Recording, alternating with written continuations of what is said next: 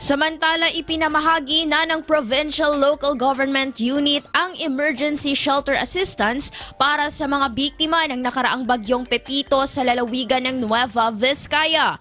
Ang mga benepisyaryo ng aktibidad ay mula sa bayan ng Bambang, Aritao, Dupax del Norte, Santa Fe, Bayumbong, Solano, Jadi, Quezon at Villaverde. Ayon kay Provincial Disaster Risk Reduction and Management Officer King Webster Balawing, nasa 12,000 recipients ang dumalo kung saan ang bawat isa ay nakatanggap ng 5,000 piso.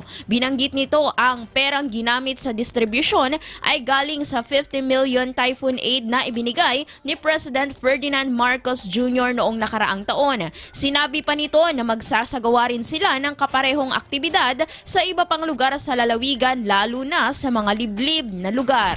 IFM News.